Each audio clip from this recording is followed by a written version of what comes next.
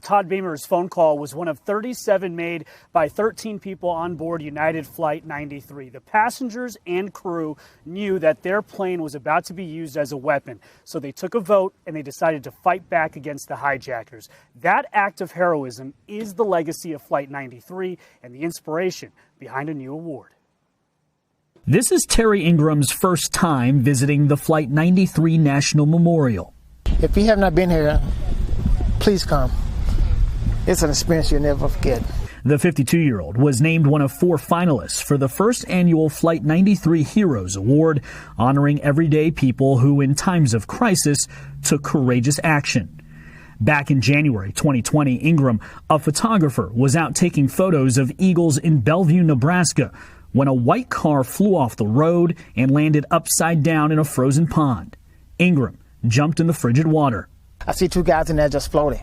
I grabbed one guy, I pulled him out. There's another guy back in the back trying to get some air in the back pocket, so I grabbed him and pulled him out. He saved 3 men that day.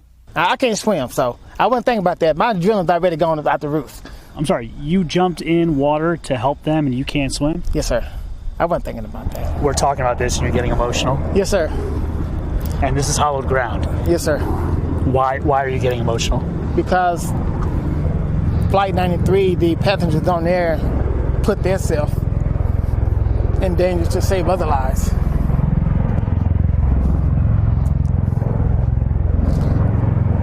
And I feel honored just to be here. It's so wonderful to meet you. Yes, sir. Gordon Felt's brother, Edward Felt, was on Flight 93. I remember my brother. I remember how great he was with his children, how much he loved his wife. The 40 passengers and crew, strangers and unarmed, fought back against the 9/11 hijackers. The plane crashed into a field, preventing an attack on our nation's capital. We don't need to be reminded, but this next generation, they don't have those memories. So it's our job to tell them the story. This year, chalk artists gathered at the memorial to draw 40 portraits. I really try to bring the eyes to life. It's yet another effort to honor and remember their sacrifice. These are modern-day heroes who made a courageous decision on September 11th, and we don't want to forget them.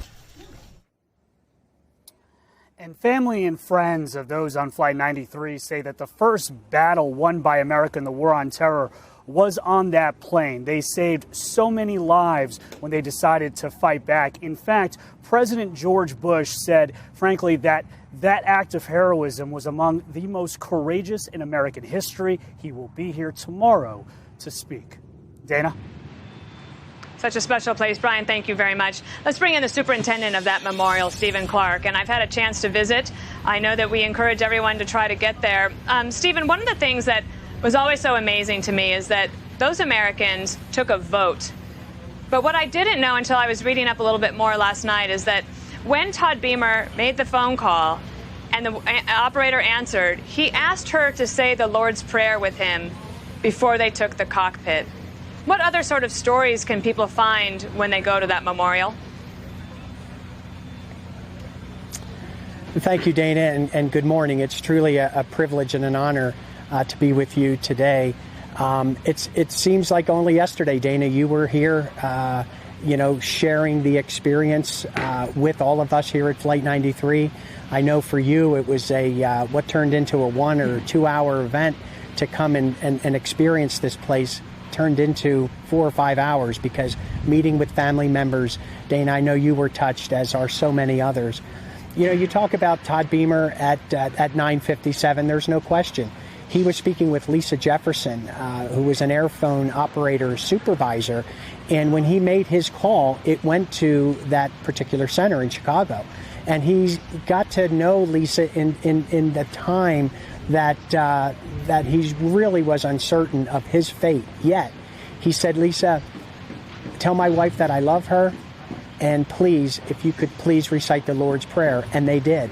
And that really was, as you mentioned, about 9:57. And what occurred in the next 6 minutes is nothing short of extraordinary, because that was really the first counterattack, counter-assault on terrorism, as George Bush said, President Bush said in the very beginning of this particular story. And what those 40 individuals did as a unit to try and go and take back control of that aircraft is something that I think the world needs to understand, and we use the word heroes all the time, just like the gentleman before me was saving those 3 lives. But these 40 people truly were heroes. And that aircraft was but 18 minutes flying time from Washington, D.C. Its intended target, the U.S. Capitol building.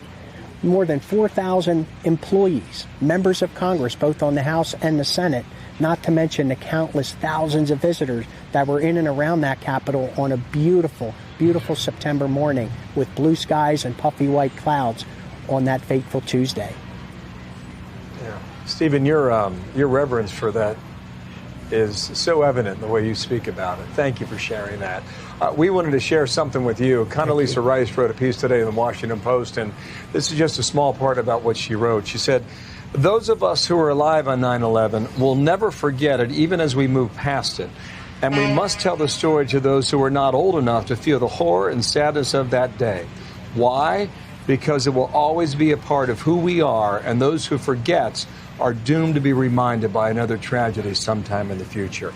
And that's exactly what you have done in Shanksville. So thank you for that, Stephen. Thank you so much. We Bill, appreciate thank you. and we encourage Thank you. everyone to visit. Good luck tomorrow. A lot of visitors I know you have. Thank you. Thank you. Condoleezza Rice is going to be a part of our coverage tomorrow, too, on 9/11, and Dana will get her reflections then. Thank you, Stephen.